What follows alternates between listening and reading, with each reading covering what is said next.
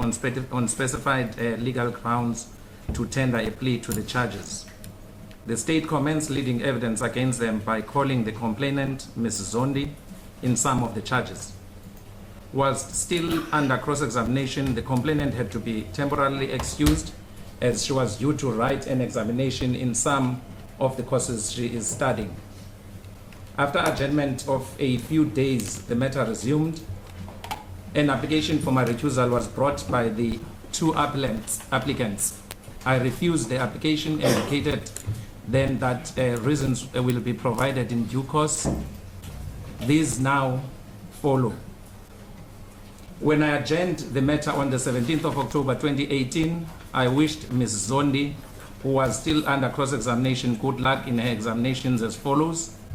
I quote, "That is your future. You have to concentrate on your future. Forget about what is happening here. It will take its own course." And the answer was, "Thank you, Your Worship. You are not doing this for yourself that is coming to this court. It is not about yourself. It is about justice. Yes, Your Worship. So leave everything to us and then go and write your exams and concentrate on your examination. Thank you, Your Worship. Good luck. Thank you, Your Worship." Close quotes. The matter was thereafter postponed to 22nd October 2018. On resumption, attorney for the applicants, Mr. Dobaneman, extensively addressed me about what occurred outside court after the matter was adjourned. In part, he stated the following, I quote, "In essence, I am instructed that accused number 2 and 3, as well as their family members who have been attending court and supporting them and other supporters are in fear for their lives should they approach the court. They have informed me that when they come to and leave court, they have been mobbed, and now I am referring to what transpired last week. Crowds of persons have been allowed to press up against them. They have been allowed to abuse them verbally, and they have been allowed to throw items at them, including water. Mrs. Omotoso, accused number 1's wife, was drenched in water the other day. I saw it myself. In an endeavor to resolve the situation, I myself approached the police here at court and asked them to take steps to guard against what is happening," close quotes. He specifically stated that he was placing the matter before court and did not seek any order. Pursuant to that, I made a comment and suggested that if necessary, criminal charges should be laid with the police and an interdict be sought. If required, I further gave an order that accused number 2 and 3 be escorted by the police when approaching and leaving the court precinct. Thereafter, Mr. Doberman brought an application for my recusal. A notice of motion coupled with the founding affidavit of the first applicant and the confirmatory affidavit of the second applicant. The latter read in part as follows. I share exactly this quote, "I share exactly the same sentiments as those expressed by him in paragraphs 11 to 14 thereof," close quotes. Paragraphs 11 to 14 of the founding affidavit read, I quote, "My perception is that in making the comments highlighted in bold above, 1, the Honorable Presiding Judge has already made up his mind and found that Ms. Zondi has come to court to testify, not for herself, but as a crusader in a quest for justice. 2, the Honorable Presiding Judge is overtly sympathetic towards Ms. Zondi and her cause. 3, the Honorable Presiding Judge has openly identified and aligned himself with Ms. Zondi's cause. 4, the Honorable Presiding Judge has already decided that Ms. Zondi's version is true and accepted same without hearing all the evidence or argument.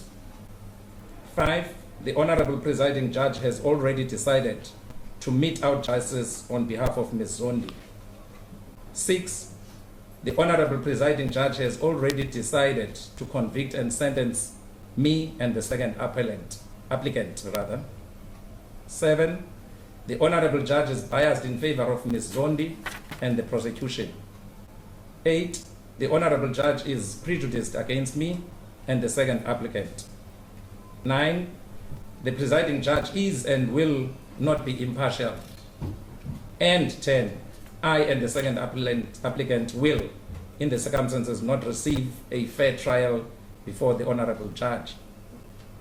Paragraph 12, in my belief and respectful submission, the said comments by the Honorable Judge, presiding judge, presuppose an ultimate outcome favorable to the Zondi and admit of no reasonable interpretation other than that which I have placed thereon.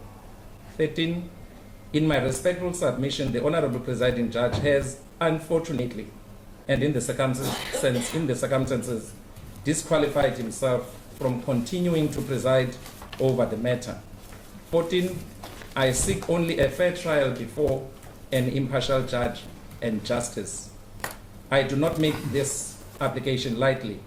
I know that my trial is likely to be delayed by the replacement of the presiding judge, and since I am in custody awaiting trial, that I will be prejudiced thereby, close quotes.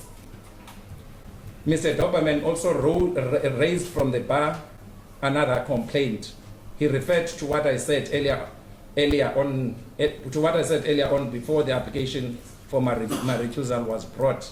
I shall revert to this later. The legal framework. In President of the Republic of South Africa versus South African Rugby Football Union, 1999, Volume 4, SA 147, it's a constitutional court decision. The court stated the following about the recusal of a presiding judge. I quote paragraph 45. From all the authorities to which we have been referred by counsel and which we have consulted, it appears that the test for apprehended bias is objective and that the onus of establishing it rests upon the applicant. The test for bias established by the Supreme Court of Appeals is substantially the same as the test adopted in Canada. For the past 2 decades, that approach is the one contained in a dissenting judgment by the branch in Committee for Justice and Liberty et al. Versus National Energy Board, and the court quotes, the apprehension of bias must be a reasonable one, held by a reasonable and right-minded persons, applying themselves to the question and obtaining thereon the required information. The test is what would an informed person, viewing the matter realistically and practically, and having thought the matter through, conclude. In R versus RD in brackets, Corey J, after referring to that passage, pointed out that the test contains a twofold objective element.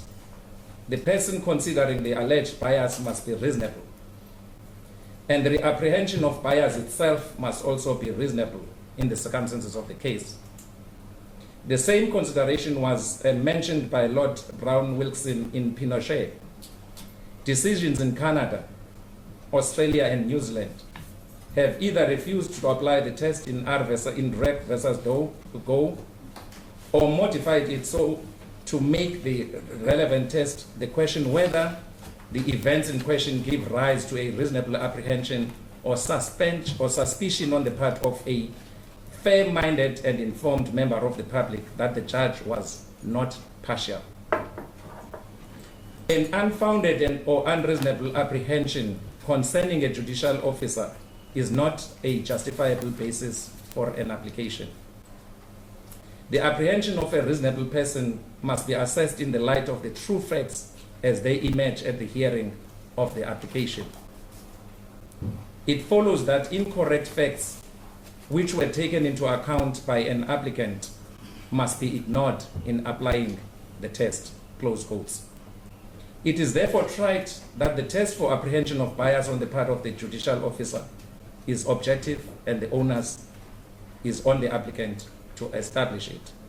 The test is whether the reasonable, objective, and informed person would, on the correct facts, reasonably apprehend that the judge would not be impartial. It is also trite that what is required of a judge is judicial impartiality and not complete neutrality. It has been stated eloquently by the Supreme Court of Appeal in State versus Schockel, 2001, Volume 4, SA, page 1, SCA, at paragraph 22. I quote, "It is accepted that judges are human and they bring their life experiences to the bench. They are not expected to divorce themselves from these experiences and to become judicial stereotypes. What judges are required to be is impartial. That is, to approach the matter with a mind open to persuasion by the evidence and the submissions of counsel." Close quotes. There is a presumption of impartiality which is placed on judicial officers. Judges, including myself, regard this presumption of impartiality in a serious light at all times. In Bennett versus Absa Bank Limited, Ngobo CJ articulated the presumption thus: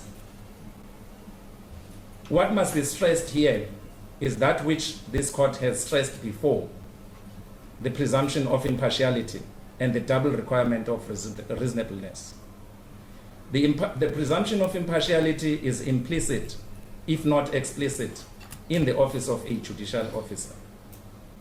This presumption must be understood in the context of the oath of office that judicial officers are required to take, as well as the nature of the judicial function.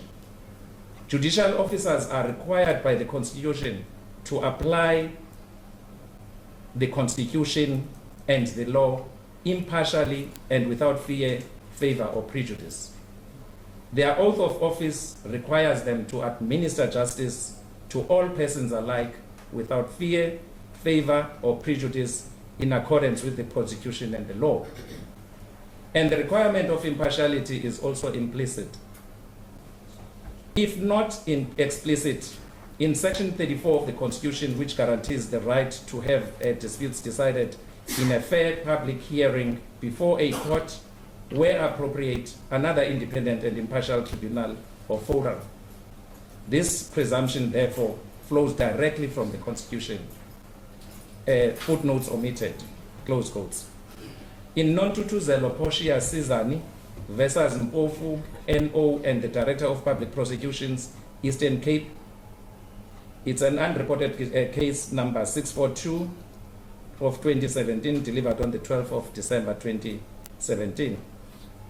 Dealing with the same case of Bennett, Pickering J, dealing with paragraphs 32 to 34 thereof, said the following, I quote, "The court held that it must be assumed that through their training and experience, judicial officers have the ability to carry out their oath of office, to disabuse their minds of any irrelevant personal belief and predispositions. The effect of this presumption of impartiality is that a judicial officer will not lightly be presumed to be biased. Mere apprehensiveness on the part of the applicant that the court will be biased, even a strongly and honestly felt anxiety, is not enough," close quotes. I think it aimed, in the circumstances of this case and the application for recusal, to refer to what is generally accepted conduct in treating witnesses who come to court to give evidence.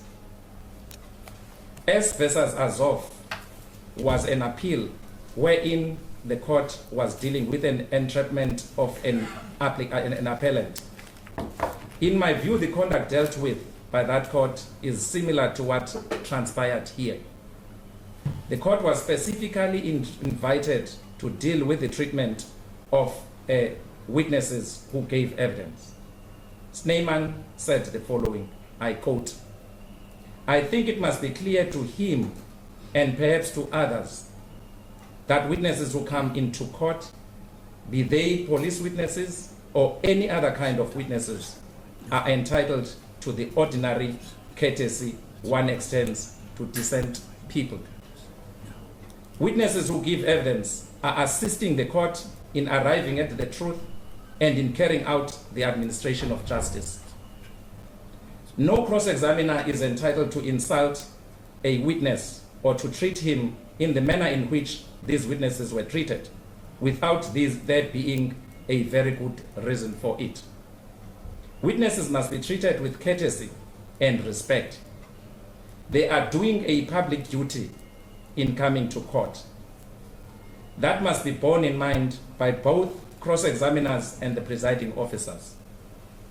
It was clear the duty of the magistrate here it was clearly the duty of the magistrate here to protect these witnesses.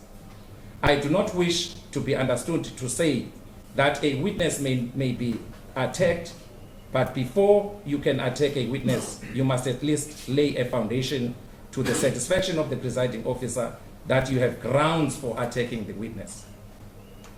Otherwise must be treated with respect and with the same courtesy that you would extend to a man in a civilized society. One is not rude to people when you speak to them during ordinary social intercourse. So why should it be different in a court of law? Have this cross-examiner really shocked me in regard to the manner in which he treated these respectable men? He starts off by attacking them without any reason. He seems to assume that they are dishonest people and that he is entitled to attack and insult them. When the magistrate intervenes to protect them, he does not hesitate to attack the magistrate. I cannot find any justification for this conduct, and I think the magistrate's strictures of him were fully justified. Close quotes. Analysis in this case. An analysis of the avowed facts which led the applicants to form the purported apprehension is necessary. The avowed facts reveal that in essence there are four grounds, namely, A, I had made up my mind about the credibility of Ms. Zondi, mete out justice for her, accepted the truth of her version without hearing all the evidence or argument, and convicting and sentencing the two applicants. I had decided that Ms. Zondi is a crusade for justice, and I'm sympathetic, partisan, and allied to her crusade. C, I am biased in favor of Ms. Zondi and the prosecution, sympathetic, partisan, and aligned with her. I am and will not be impartial. D, I am prejudiced against the two applicants. A proper consideration of the grounds relied upon by the applicants reveal that the court is not dealing with a mere apprehension of bias, but actual bias as a matter of fact. Actual bias is different from an apprehension. It has been held that actual bias means the judge approaches, quote, the issues with a mind that was in fact prejudiced and not open to conviction. This occurs when the decision maker has prejudiced the case, the decision maker has prejudged the case so as to be unable or unwilling to decide it impartially. Close quotes. I shall first deal with the submission by Mr. Doberman from the bar. It is true that I did mention that, I quote, it is tried the accused should be allowed to prove their innocence, close quotes. This statement must be read in the correct context. When the matter started on 22nd October 2018, as already alluded to, Mr. Doberman made a lengthy submission that his clients were harassed by people who had gathered outside to apparently support the alleged victims in the matter. That issue had nothing to do with the matter before me. Hence, at the end of his address, he did not ask for an order. He merely informed the court that he was merely placing that on record. I thereafter made the following comments pursuant thereto. I am not privy to what happened or to the circumstances leading to the throwing of the water and all those things. I am not privy to that, and I cannot pronounce on it because I was not there, and even if I wanted to, I would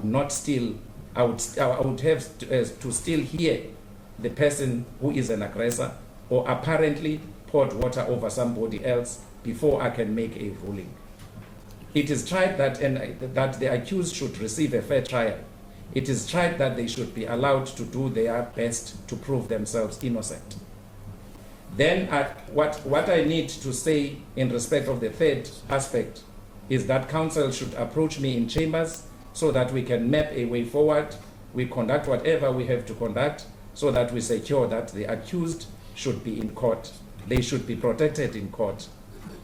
They should be protected when they are coming to court. They should be protected when they are coming to court and should be protected when they leave court. In respect of the aspect of the family members, I think we will trash it. I think you will trash it out as well, because I don't have the powers. I don't know how the sitting arrangement is made here. I know for a fact that this courtroom is very small to accommodate everybody else. I do not know the logistics, therefore I can't comment on how they are supposed to be in court, how they are supposed to be accommodated.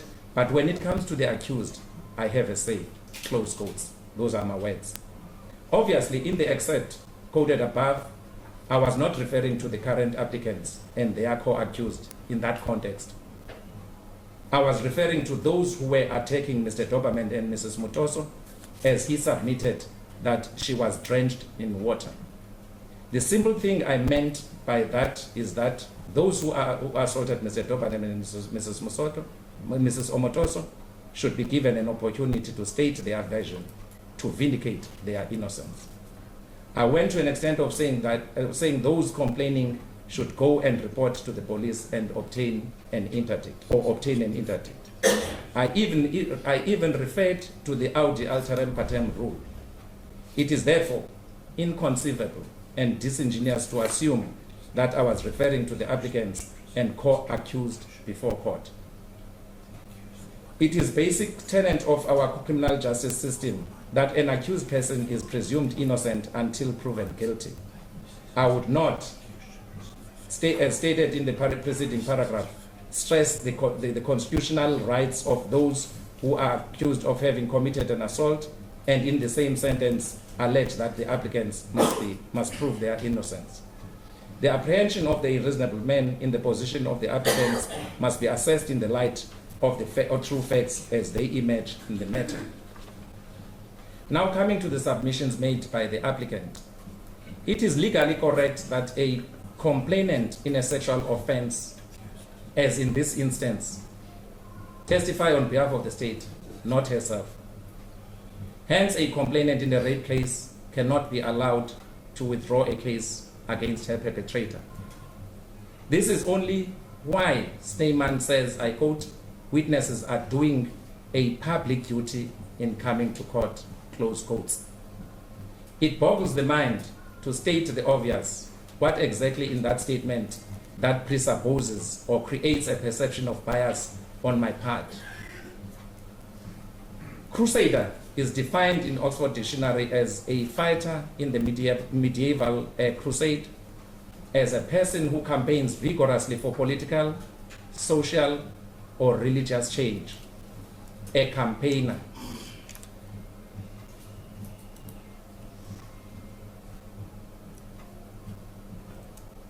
I'm unable to find that she was vigorously campaigning for justice in the evidence so far. Nothing from what I said suggests that. She is merely before court to testify that justice be done. Lest I am being misinterpreted again, justice is meted out where there is a conviction or an acquittal. Justice is not meant for complainants only. It is insinuated in this ground. It is for the accused persons as well. Therefore, the phrase that it is about justice includes the accused. Mr. Doberman argued as follows, I quote, "And to say to a witness in terms your coming to court is not about yourself, it about the interests of justice, presupposes of necessity that the witness is here to tell the truth and has been telling the truth. Clearly that must be the case because a witness who comes to court to tell lies and mislead the court cannot be here to do so in the interest of justice. Quite clearly, my lord, I close quotes. I'm taken aback by this argument. It has no factual basis whatsoever. The other perception of bias by the applicants is that I, overtly sympathetic towards Ms. Zondi, I was quote, overly sympathetic towards Ms. Zondi and her cause. Mr. Doberman repeated this in his oral argument, alleging that, I quote, I openly aligned myself with her cause and that it is not my duty to console witnesses and that it is somebody else's duty, close quotes. I am astonished by this argument. There is nothing which suggests that I was consoling Ms. Zondi. I do not know what Mrs. Zondi's cause is that is spoken about. Ms. Zondi has not finished with her evidence. I do not know what is going to become of the rest of her cross-examination for me to be perceived to have aligned with her cause at this stage. The applicant's testimony is that I have openly identified and aligned myself with Ms. Zondi and her cause again. I reiterate that I do not know her cause. All I know is that she has given evidence about what allegedly occurred to her. I have not pronounced on her evidence, and it is too early for me to even formulate an opinion in my mind because I have not heard the version of the accused, let alone their evidence if they decide to tender it. It is ridiculous in the extreme to even perceive that I have accepted Ms. Zondi's version as true and correct. As alluded to, how would I do so without the version to compare it with? Or there is no to compare it because there's not even a shred of a version of the accused put to Ms. Zondi. It is only an unreasonable person who would formulate a perception that I have already convicted and sentenced the applicants from what I have said to Ms. Zondi. The applicants further submit that I am biased in favor of the state and Ms. Zondi while prejudiced against them. There is not even an iota of evidence to even give the applicants an inclination that I had taken sides in this matter. There is nothing leaning towards that in what I have said to the witness. No reasonable person would allege actual bias on these facts. With respect, the perception that applicants shall not receive a fair trial and I shall not be partial is baseless. That cannot be inferred from what I said to the witness, nor can a reasonable person be drawn, nor a reasonable perception be drawn from the circumstances under which the statement was made. Taken singularly and also globally, the grounds for my recusal are spurious. As stated in SAFU judgment above, the test applicable in this matter is a twofold objective element, or what tend to be known as double reasonable requirement. In South Africa, Commercial Catering and Allied Workers Union and others versus Ivan and Johnson Limited, Seafoods Division, Fish Processing. It's 2000 volume 3, 705 CC, paragraph 16. Cameron AJ, as he then was, said the set of this requirement. I quote, the double unreasonableness requirement also highlights the fact that mere apprehensiveness on the part of a litigant that a judge will be biased, even a strongly and honestly felt anxiety, is not enough. The court must carefully scrutinize the apprehension to determine whether it is to be regarded as reasonable. In adjudging this, the court superimposes a nominative assessment of the litigant's anxieties. It attributes to the litigant's apprehension a legal value, thereby decide whether it is such that it should be countenanced in law, close quotes. Having applied this and other principles in this case, I am of the view that a reasonable person in the position of the applicants would not apprehend bias from the utterances or the common or the common courtesy wishing of Ms. Zondi good luck in her examination. I further find the apprehension itself is unreasonable. It is not about the subjective feelings of the applicants. The applicants have failed even to prove objective facts which led them to apprehend that I am biased. The applicants have to establish that a reasonable, objective, and informed person would on the utterance have reasonably apprehended that I am biased and shall not be able to bring an impartial mind to bear in adjudication of this matter. They have dismally failed to do that. These are my reasons. Is that quite pleased, my lord?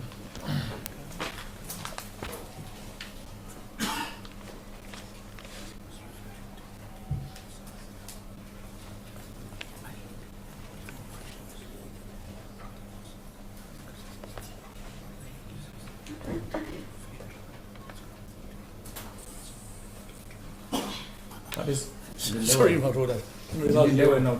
You were waiting for me, Sizozam.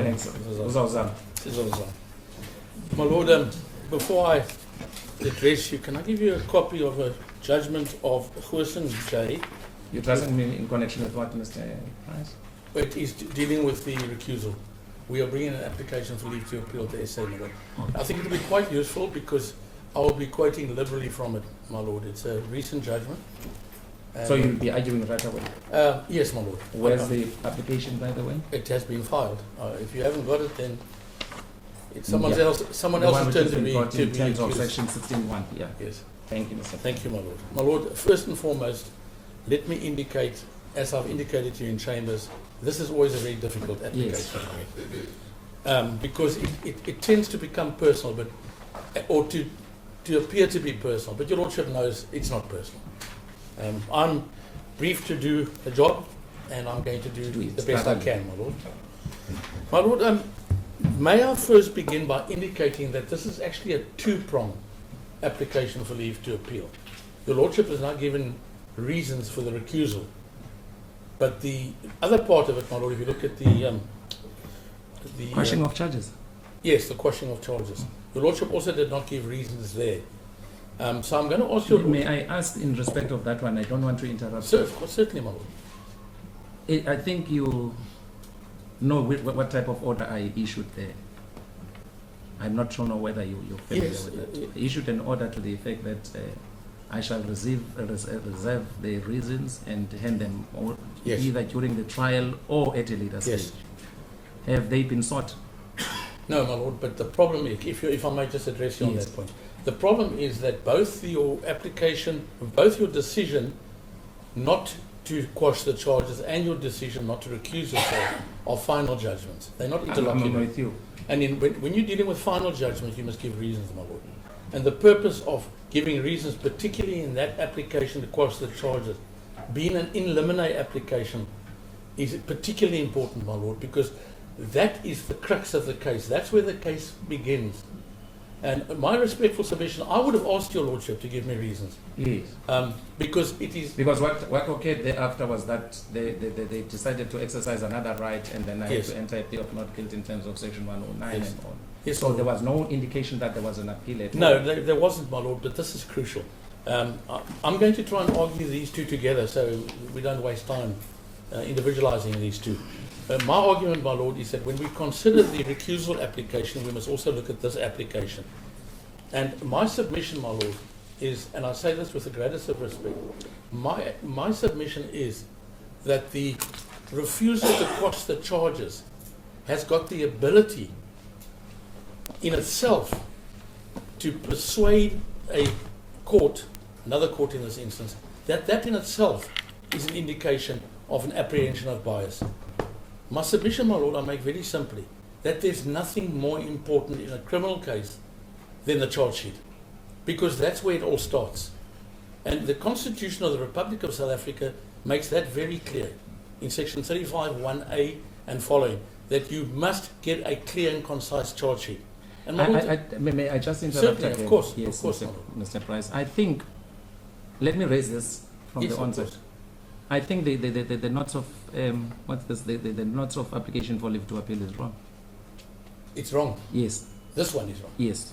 In the sense that you can you check the section? Do you have the Superior Courts Act? I don't have it here, my lord, but I've looked at it over and over. It says 16(1)(a), subsection 1 says any decision by a single judge. It's That's- most probably yours is not up to date. I don't know. Well, it's the very latest. It's the very latest that I've The got. very latest section, Mm. which deals actually the section which you've quoted, doesn't say what you say. Are you talking about section 16(1)? 16.1, yeah, I'm talking about 16.1a Roman 1. Roman 1, yes. Because if you check the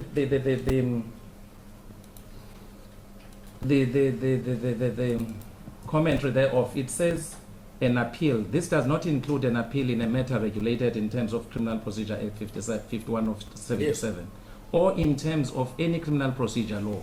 Yes. And then it refers to the definition of this section.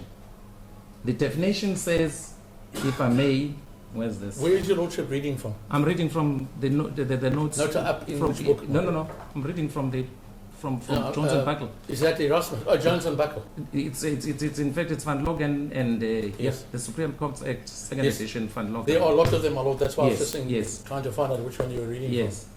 And the appeal says Chapter 5 does not include an appeal in a matter regulated in terms of the Criminal Procedure Act 51 of 1977 and in terms of any other criminal procedural law. Yeah. We're not bringing this application in terms of the Criminal Procedure Act. What are you bringing it In terms of section 16. No. This is not this. The Criminal Procedure Act, my lord, deals with appeals that have been completed. Yes. This is not a completed case. So, But I so don't. it's- Okay, let me now that we define Oh, it's fine. you can take your lordship can take it for granted that Yes. I have made inquiries because this is something quite new. Yes. And I have spoken to the correspondent attorneys and I'm told this is the route to go. But I do understand what your lordship is saying. But I've had a look at section 319 and 316 of the Criminal Procedure Act, Yes. and they deal with matters that have been completed. 319 or 316 that deals with appeals, and 3165 deals with where you want to And put the new relevance evidence. of my understanding, 316 is the most relevant to. Yes, but 316 is not relevant 316. here. Yes. It's not relevant here because we're still in the middle of the trial, my lord. And 319 is the one where they reserve points of law. Both of these are points of law. Okay. But 319 is not applicable, my lord, because that point of law is dealt with by the Court of Appeal at the end of the case, which is why they are reserved. I do understand, though, your lordship. I had to take a good look through all of this. But may I then proceed, my lord? Yes, you may proceed, Mr. My lord, the most important thing that has changed from, let's call it the bad old days, to where we are now, is the respect that our courts, and in particular brought about by our Constitution, that our courts have for the presumption of innocence. You wouldn't say that when you look at the press and the social media and all of that, but this court, I know, respects the presumption of innocence. To assist an accused person, my lord, and to ensure that there's at least some equality of arms. In other words, there's some measure of equality between ourselves and the state. The state have got a police force to help them, we don't. The Constitution steps in and says things like the charge sheet must set out in detail, not only the Constitution, but also the Criminal Procedure Act, in detail, time, place, and manner of offence. Now, my lord, this is one, with all due respect, I'll say this with great respect, this is one of the worst charge sheets I've ever seen. Because this charge sheet says, in places, in 2010, at or near Israel. I've never been to Israel, but it's not a blob, it's a country. I was raped. It's got to be much more specific, my lord. It's got to be much more specific, both as to time. Israel is a big place. And as I think your lordship, or maybe Mr. Doberman did point out, Ms. Zondi, look at her passport. Her passport will show when she was in Israel. And she couldn't have been there too long, so you could narrow it down considerably, my lord. Which, of course, this wasn't done. Mr. Doberman, in his cross-examination, even managed to narrow down the time period to a certain degree. But, my lord, the real importance of a proper and thorough charge sheet is to enable you to prepare and to plead. It enables you to challenge the state's case, my lord. And this is a formidable state case that Mr. Doberman has to challenge, my lord. There are 21 witnesses. We don't want a situation of conviction by number. you normally wouldn't be convicted if there were 2, but there are 21, so good night, sweet prince. We don't want that. So Mr. Doberman must be assisted by a proper, thorough, and really more detailed charge sheet, my Lord. I'm certainly not pointing fingers at your Lordship. I'm No, pointing I fingers. understand that, I'm Mr. pointing fingers at the state. This is a bad charge sheet. Siyaxabana ubuyi- I think we must carry on, my Lord. Then these cameras will turn themselves off. They won't know what we're talking about. My Lord, you know the alibi is so important. It's so important, my Lord.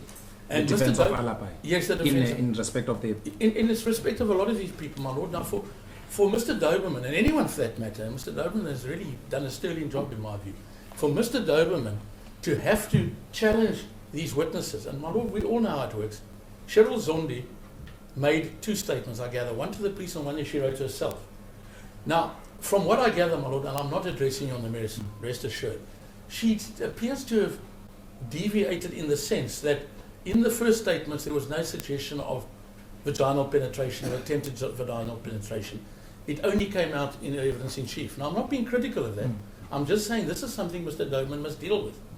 Now, if that had been, if a proper and thorough consultation had been done, and I don't know, I can't accuse my learned friends of not doing one, you then have to ask her, look, you say this is what happened to you, I was abused. Give us some details. What was the abuse? And if I can just, on one very important point, my Lord, and I think it's a particularly important point, and not because of the people around here that know what's going on, but because of the absolute nonsense that is spoken outside this court. Mr. Doberman being criticised for asking how far was the penetration. You would swear that he's just shot the Pope, the way they carried on. My Lord, that question may not have been asked in the best possible way. Yes. Yes, but it was necessary, my Lord, because it's all about penetration. And it's all about labia majorum, labia minora, etc., to determine, in fact, whether your Lordship at the end of the day can find attempted rape or, in fact, rape. So it was a very necessary question, perhaps a little crassly asked, but it was a very important question. Now, remaining on the charge sheet, my Lord, that alone, I think, we need to have the view of the highest court, my Lord. We need to hear what the Supreme Court of Appeal might say. Because, my Lord, there's so many things the Supreme Court of Appeal could say. They may say what your Lordship suggests. They say, cross-examine. Get your evidence from when it happened through cross-examination. But then you're ignoring the Constitution that says you're entitled to a proper, decisive, and thorough charge sheet. So they're not likely to go that route. But they may, my Lord, refer the matter back to this court and then make an order that the prosecution re-examine or re-consult with all their witnesses and get better and better details. That may be, and your Lordship would have to obviously preside over that. I don't know what they're going to do, my Lord, but it's something so crucial. So because it's silent, your notice of appeal is silent on whether you seek leave to the SCA or to It is so, my Lord. the full bench of this court. No, my submission, my Lord, is that the highest court of appeal in this country needs to deal with it. Okay. My Lord, if your Lordship grants us leave to appeal, obviously we want to waste as little time as possible. And my learned friend and I will get together. It's normally 30 days for me, 30 days for him, 15 days. But there's nothing preventing us from saying, we'll get it in 10 days, he does 10 days, we waive our 5 days. We can have this thing up there in no time, my Lord. And I know it's not fair to the complainants that are waiting to testify. It's not fair to Cyril Zondi, who will have to return, but it's also not fair to the accused as well. So, my Lord, let us have another view. Let's have another opinion. Let's see what the SCA says about this. Because if you look at all the books, Hemstra's book, the Toy and Pies, all of it, they're not good on this. Well, let me put it differently. There's not much case law on this. There's none. In fact, there's very little. So it's very difficult for you and it's very difficult for us. So what we do, my Lord, we argue on our feelings, what we submit should be there. And that is why we're going to the alibi. Now, I noticed in the evidence of Cheryl Zondi, my Lord, Mr. Doberman raised an alibi. Because he was able to raise an alibi because he pinned her down to a certain period of time. Now, if Mr. Doberman, through cross-examination, can narrow the period as much as he did, then I think a little bit of extra consultation, perhaps get even more senior advocacy in for the state. I'm not pointing fingers. These are very competent people. But, you know, this is a tough case, my Lord. It's a very, very tough case. Not only for us, but for yourself as well. And I think it would be so much easier for Mr. Doberman to be able to then conduct his cross-examination if he's got more details, my Lord. And of course, that will shorten the cross-examination. because Mr. Doban is forced, because of the vagueness of the charges, to ask questions that you normally wouldn't need to ask if you had more specific details. So I would really request your Lordship to grant us leave on that.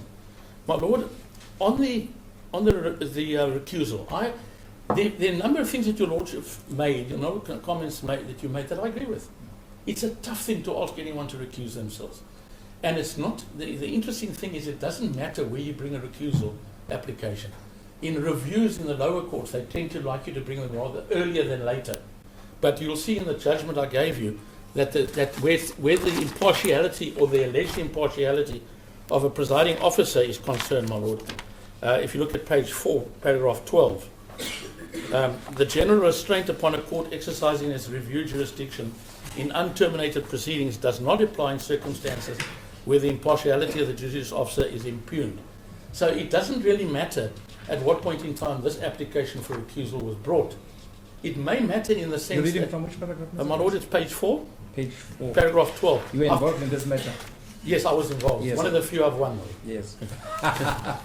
One of the few you've won? We've had a bad run, my Lord. We've had a bad run. By the way, I won 2 today, so I mustn't complain too much. My Lord, I've marked in green. I'm sure it's come through on your copy, has it not? Yes, yeah, it has. That is what I'm relying on. Then, my Lord, if I could turn the page. Marked portions of. Yes, the marked portions. It's If I 12, could turn, 13, and 14. yes, my Lord. Yes. If you turn over the page, these are judgments Lagranzi, Roberts, and there are a few others later, your Lordship's judgment at paragraph 21 that you've referred to, the President of the Republic of South Africa. Yes. But let me just read why I submit that we should get leave. I want to make one thing very clear, my Lord. I'm not for 1 second suggesting that you are biased. Not at all. I'm not for 1 second suggesting that you're malicious. I know you're not malicious from my experience with you. But that is not the test, my Lord. That is unfortunately And I'm not the almost test. tired of. Yeah. If you see in Lagranzi's case, the SCA says, what the law requires is not only that a judicial officer must conduct the trial open. You're on which page? Page 5, my Lord, Page paragraph 14. Page mark- 5, paragraph 14. Yeah. What the law requires is not only that a judicial officer must conduct the trial open-mindedly, impartially, and fairly. Now, I don't have a problem with that at this point in time, but that such conduct, and yes, the secret, my Lord, must be manifest to all those who are concerned in the trial and its outcome, especially the accused.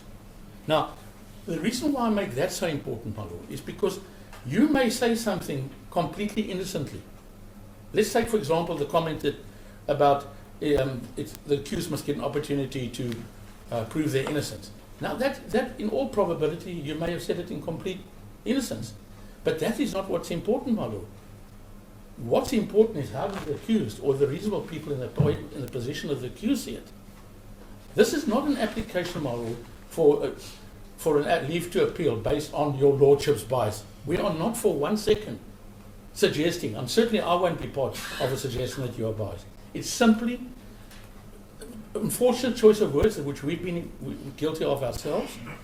What does it mean to the obvious person? Now, I can understand. Let's go to Cheryl Zondi.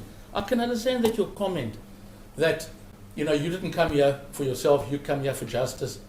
I can understand that your further comment that leave this to us was intended as being nice to her, if I could put it in as crass a way as I can. But, my Lord, what does it mean to the person in the position of the accused? It means something totally different. All I'm saying is it's possible from that wording, my Lord, for a person other than yourself, and even accepting that your Lordship didn't mean it in any particularly bad way, it may create the impression to the reasonable accused. Now we're dealing with an accused, my Lord. We're not dealing with a lawyer or a paralegal or something like that. To believe, why is he making these comments to this particular witness? It goes further, my Lord. Your Lordships appeared, and I'm saying this again, my Lord, with the utmost respect, that you treated Ms. Zondi very cozily. Your Lordship repeatedly said to you, are you all right? Would you like to adjourn? Are you tired? Would you like to sit? Do you need some time? Now, my Lord, again, taking in isolation those comments. Were they not set in context? Well, if you read them in context, it's the repetitive of them that worries me. I do understand that your Lordship was perhaps trying to make the witness in a very difficult situation. She's sitting there testifying, and it's very difficult, but we must remember, sadly, my Lord, and I think she was wrong, it was her choice to testify in open court. I think she should have testified in camera, but that's the point. Now, yes, it's the accused and the two ladies with, and they're looking at this, and they're thinking, why are you mollycoddling this witness? Why are you carrying her? Why are you so nice to her? It may be because your lordship's a nice person. It may well be. But that's not how it's seen by someone there, my lord. Now, my lord, if we go any further, then I'm not going to read everything in green. I know that your lordship will read it. But in fact, I read this judgment. Yes, my lord. I think it's very important, though, to say what is said in paragraph 15. It must be, paragraph 15 on page 5. It must never be forgotten that an impartial judge is a fundamental prerequisite for a fair trial. Right. Now, even if we accept, my lord, that you're an impartial judge, that again is not the test. That's the basic principle. Then they go further, they say fairness and impartiality must be both subjectively present, and I accept in your mind it's subjectively present, my lord, and objectively demonstrated to the informed and reasonable observer. There's the problem, objectively demonstrated. Your lordship might have acted subjectively in a way that really doesn't require your lordship to even consider a recusal, but from an objective point of view, to people watching your lordship, another impression might have been created. And sadly, my lord, that is the only test that the accused needs to overcome. It's not bias, my lord, it's perceived bias. And there is also a case law that says, when in doubt, get out. My lord, then, if I can take you to the bottom of page 6, and the last 3 lines, my lord, of the President of the Republic of South Africa Salford judgment. That's page 6, yes. Page 6 at the bottom, my lord. At the same time, it must never be forgotten that an impartial judge is a fundamental prerequisite for a fair trial. And a judicial officer should not hesitate to recuse herself or himself. If there are reasonable grounds on the part of the litigant, let me stress this, on the part of the litigant, not on the part of Terry Price, on the part of Peter Doman, on the part of the litigant, for apprehending that the judicial officer, for whatever reasons, and that's another important issue, was not or will not be impartial. My lord, if we go over the page to McLaughlin, page 7, I'm going to look at 24, my lord. Okay. Because I think it's important to state that 23, if your lordship grants leave to appeal, we've already indicated we'll shorten the times and get this thing up there as soon as possible. If your lordship refuses both applications, no, please, my lord, this is not a threat. I'm just telling you what the legal position is. We cannot continue. The trial cannot continue while we go to the SCA on petition. And that's what they say here, my lord. Paragraph 24. Paragraph 23. The disqualification is so complete that continuing to preside after recusal, and these are very important words, my lord, should have occurred. So this is in the Court of Appeal looking and saying, that gentleman or that lady over there should have recused themselves. Should have occurred, renders the further proceedings a nullity. So whatever we do here, my lord, leave granted, where we can try and speed it up, or leave not granted, where we will also, obviously, my lord, try and speed it up. The matter cannot continue. I think it's essential that we get it to carry on as soon as possible, my lord, and I've indicated to you, we can cut the times in agreement between the parties. Now, my lord, this particular case is a very interesting case, the one I'm reading from. The magistrate called Mr. Gribeno, who you know, and said to him, do you know what the prosecutor in this case did? It's not just before he gave his judgment. He said to me, you better hurry up and give judgment because the accused is still stealing from the complainant. So, I mean, that's not what we've got here. I mean, that's over the top. I'm sure your lordship wouldn't have hesitated to taking steps in those circumstances. But what happens then, he says, phone me, bring an application so that I accuse myself, which we did. Then he refused. But what he said, my lord, and that is something I want to stress, we must not do here. He said, I am a fair-minded person. I'm not biased or anything like that. That is not the test, my lord. Sadly. So even as your lordship sits there, and even if I, my lord, subjectively speaking, believe that your lordship is not partial, that's not the test. The test is what does the reasonable person in the position of the accused say. My lord, if I can then just summarize, I've taken a number of issues out of the record that I submit individually may not mean too much, but put together and looked at globally or holistically do mean something. My Lord, one thing particularly perturbed me, and that is at one point in time, Mr. Doberman, cross-examining Ms. Zondi, said to her, well, got her to concede that the every other day rape she was talking about occurred in a particular period of time.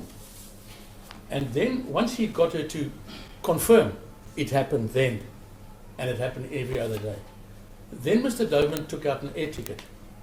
Now, it was quite obvious why he's taking out an air ticket. He's going to reveal an alibi. But he was able to there, my Lord, because the period of time was narrow, which we don't have in the charge sheet. And then, before Mr. Doberman went further, Ms. Zondi then said, oh, is that the trip to America? And Mr. Doberman said yes. And then your Lordship made a comment that worried me a little. But when I said it was, you recognize that it was before the Yes. ticket was Yes. yeah. My It Lord, was the record, yes, I don't have to state the reason why Yeah. I asked that. your Lordship may Yes, have, I remember I asked that. Yes, your I did. Lordship may have had a very good reason for Yes. asking it Yes. from your perspective. Yes. But my Lord, it doesn't read well. Because the way it reads is, forget about you, you haven't really caught her out because she said, I'm not saying that's what is a fact, my Lord, I'm saying that's the apprehension. Because that is a crucial point in the credibility of evidence, my Lord. If your Lordship had a fine, and I've read the record a bit, I'm not going to go into detail, I'm not going to address on it, but if your Lordship had to find that in a period of time that she says, without fear of contradiction, the pastor, accused number one, raped her, that the pastor was in America, my Lord, that is a massive blow to her credibility. Another part is where she claims it happened at a particular house, and Mr. Doberman's documentation that that house was not occupied by the pastor but by other people. That, my Lord, is devastating to her credibility.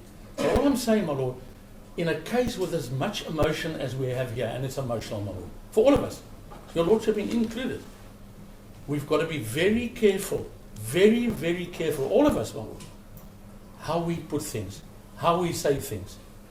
So I'm submitting, my Lord, that from a holistic point of view and purely from an apprehension or perception of bias, perception, people in the position of the accused may well believe that your Lordship might be biased. And that is enough, my Lord, for you to grant leave to appeal. And my Lord, the Court of Appeal in Bloemfontein, should you grant leave, may turn around and give us a thorough hiding on this. They can turn around and say that His Lordship, Mr. Justice Makaula, didn't say anything wrong. Those words you've taken out of context, you shouldn't have argued it that way, you don't have merits, but let them say it, my Lord. Because then you stand completely clear and the matter can continue, if, of course, nothing happens on the first application. My Lord, all I'm saying is that every one of us can make a mistake. And every one of us does make mistakes, my Lord. All the time, every day. I think the crucial thing here, my Lord, is to see, and I know it's tough because your Lordship is sitting in a very high position. It's tough. Is to say, you know what, I might have got it wrong. But let's see what the SCA says about it. Because the SCA may come out 100% in your favour, my Lord. And that will then mean that this case continues as it would have been continued. All I'm saying, my Lord, is what happens if we get to the SCA, either by way of petition or if your Lordship grants us leave, and the SCA says the charge sheet is an abomination and all based on a perception and only a perception of bias, your Lordship should have done what was suggested in a reported case. When in doubt, walk out.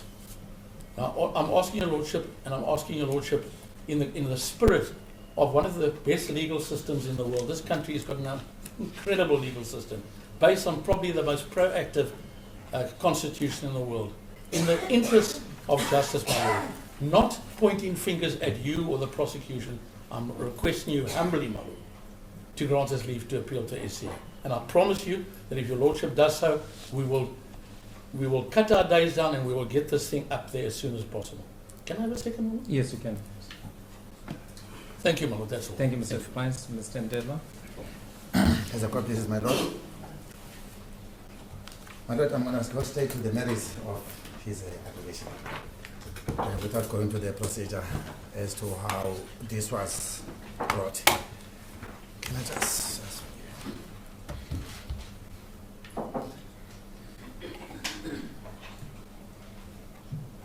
may I first address on the first ground, that is the ground of quashing of the charges. I do not agree with my friend. First, in that point that this is an appealable ruling.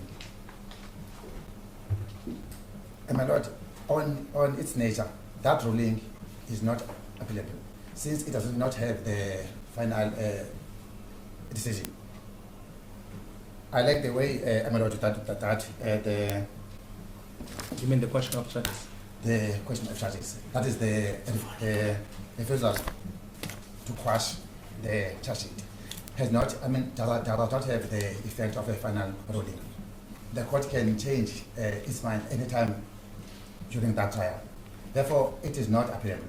And if I can draw the court's attention as to how the court has been dealing with the judgment that are interlocutory, I'm going to draw the court's attention to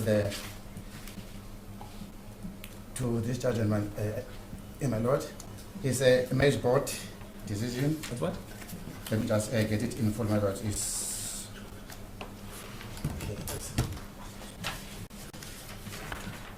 My lord, is the image board. Maze board. Image board, yes. Are you going to provide me with a copy or? Image board, I've got a board, my lord. Image board and Tiger Oats Limited. Its installation, my lord, is, for my little friends, is 2002, volume 3, all SA reports, at page 593. Is an appellate division, and the paragraph I'm reading from is paragraph 4, where the court was defining the non-appealable decision. The Non-appealable decision. Yes. That is the ruling by the court. The court was quoting from another decision with approval. That judgment that this court was quoting from was by Judge of Appeal Harams in the Zweni versus the Minister of Law and Order. The court held, generally speaking, a non-appealable decision that or ruling is a decision which is not final, because the court of the first instance is not entitled to alter it. Sorry, my lord. Because the court of the first instance is entitled to alter it, nor derivative of the rights of the parties, nor has the effect of disposing of at least a substantial portion of the relief claimed in the main proceedings. Therefore, it is my submission that the decision to refuse, my lord, to quash those charges has not an effect of a final ruling. And also, our law in this regard has a provision that, I think my lord, is section in the CPA that the evidence, I think it's 88, that the evidence can also cure the charge sheet. I think it is in anticipation of that this ruling the court gave under the question of the charges is not final. Therefore, it is not appealable. And I think my learned friend, Dr. Ben, was aware of the fact. Hence, he did not pursue it further after the court gave that ruling. And it is my submission that now, to couple it with this application for the fires, it was, I think, the ploy to delay these proceedings, not to proceed further. Therefore, it is my humble assumption that this decision is not applicable, my lord. And if I can go further and try to respond on what my learned friend, Mr. Advocate Price, has addressed to convince the court that the court should give them the leave to appeal to the SA court. he mentioned that there are charges that emanate from Israel, and it was not clear as to where in Israel. That was their basis of making their submission stronger. My Lord, if Mandela can look at the report from the beginning, all those offenses that were committed outside this country, they were successfully objected to. Therefore, I don't know why now they are bringing it now at this stage as the authorization. It is not a canvas. Actually, number one, allegedly committing these offenses outside this country. Therefore, that submission that in Israel they don't know which place has no bearing. And also, my Lord, also on at that point, it is going to be so academic, because if you look at the charge sheet, it enlists the places where these on diverse occasions occur. It does not change, even if we can take out maybe the other towns, but that offense is still there. So the relief sort is academic to me. Therefore, my Lord, it is on those grounds that I submit that this court should not entertain this frivolous application. Coming to the second ground, the ground of bias. My Lord, there is a very good inquiry that I got from another judgment of the Constitutional Court when dealing with the bias allegation, or maybe I can put it as an allegation or a submission. That is the case in State versus Eberson. The citation is 2005, volume 1, SA at page 171. My Lord, is a Constitutional Court. Yes, I do have a copy of the judgment. Yes, you can carry on if you can. I'm going to refer the court to paragraph 33. That's one it's set as to how the court should deal with the bias inquiry. There are two stages according to the court in this paragraph. The first one is the determination of what is paragraph 33, my Lord. 33. Yes, my Lord. The first stage is a determination of what the facts are, and the second stage is what a reasonable litigant would think in the circumstances. Therefore, that's where the test is. It is not what the applicant or the accused think. It's a reasonable litigant. That's why in the case of the Sarfu, it is an informed person. And now this reason has come up clearly that it should be a reasonable litigant. The accused is not a litigant. Therefore, it is on those grounds that I submit that. Also, is he not a litigant? Accused not. How sure are the accused not litigants? No, from what now from his submissions, they show that he is only looking at his interests, not objectively.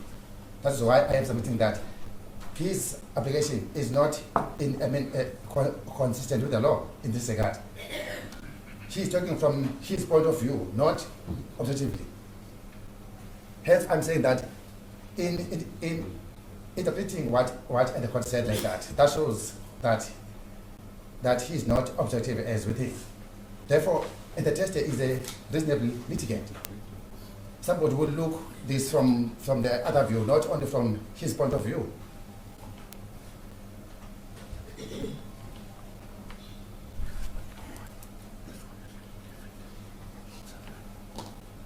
My Lord, it is on that ground that I submit that my legal friend and the applicants have failed to come up with a ground before this court that there was indeed a bias on the part of this court.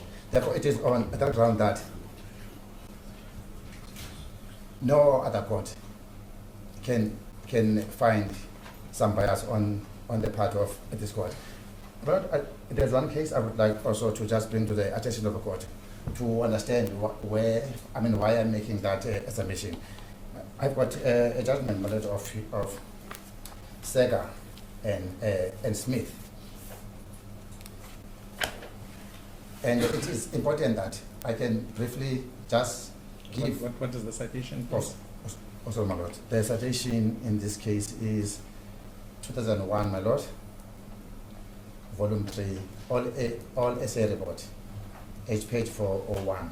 It's an also my lord, the appellate division judgment. What is important, why I'm quoting that case, my lord, is if the court can look as to what was the issue in that case, the court would understand that what now it is facing in this application is very much weak when it considers what the court view was facing in this end was dismissed. In this case, my lord, what the magistrate said. Just a moment, just get to this.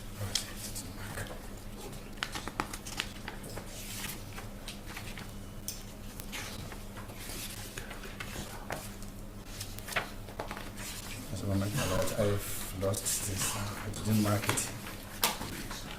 It was.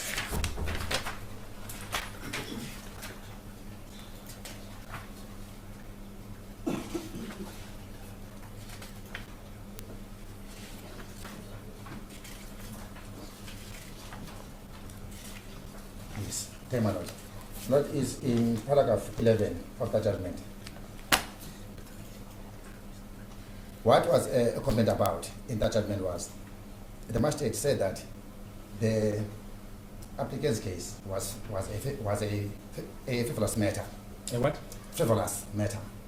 And further said that as the case was continuing and the defense was cross-examining the witness, the court had a remark that the learned friend was pleading her as he was doing that cross-examination.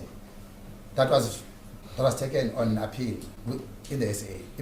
Because of that perceived bias, it dismissed. And if you look at what your lordship said, is nowhere close to what was happening in the judgment.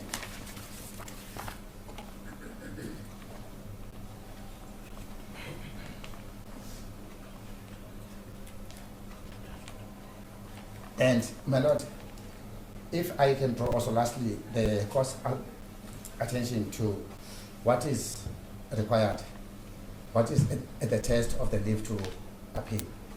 In terms of section 17 of the Superior Courts Act, that is 17 subsection 1, leave to appeal may be granted if the court is of the opinion that there is a prospect of success on appeal, or there is a compelling reason to hear it. My lord, it is my submission that my learned friends have failed to put that before you, my lord.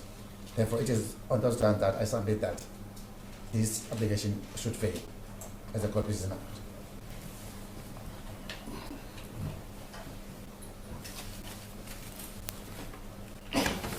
Reply, Mr. Clark. Very briefly, my lord.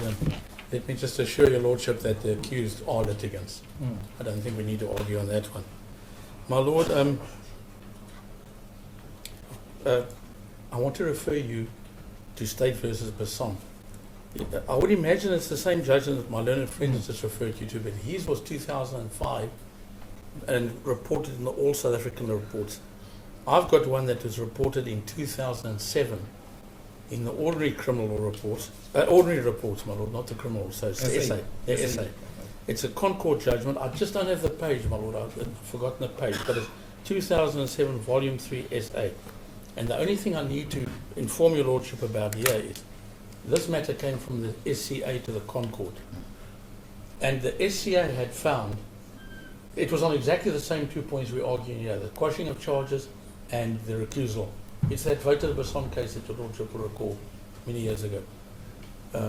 Now, what happened there is the SCA said, since the quashing of charges is a final judgment, they can appeal. But a recusal is not a final judgment, so therefore they could not appeal.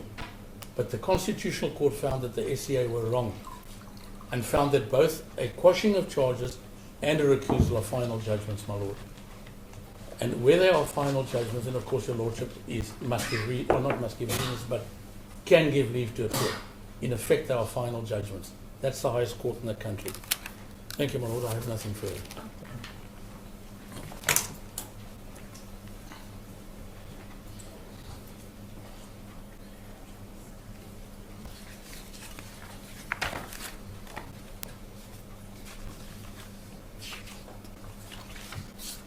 What will be the date on Tuesday?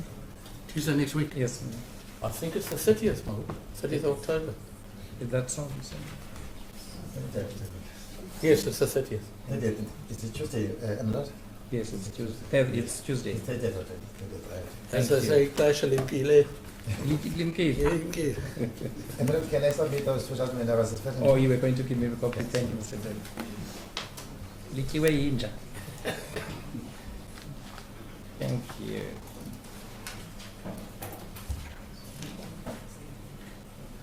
By the way, the accused would have to be here. Yes.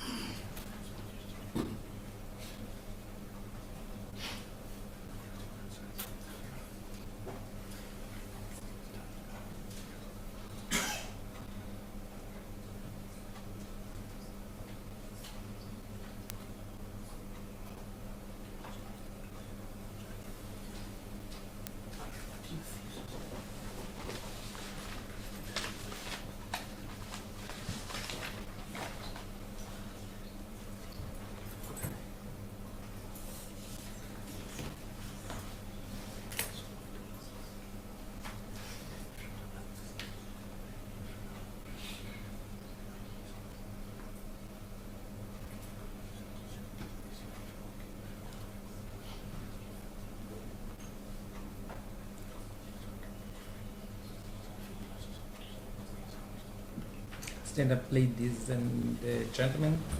Your matter is postponed until Tuesday, the 30th of October 2018 at 11:30. Court, please. Accused number 1, you shall remain in custody. Accused number 2 and 3, you shall be out on bail on the same conditions as before. Thank you. Court shall adjourn. All right.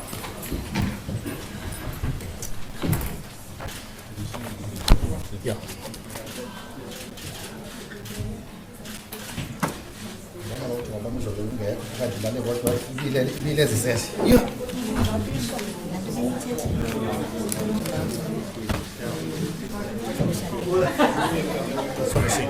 Solution.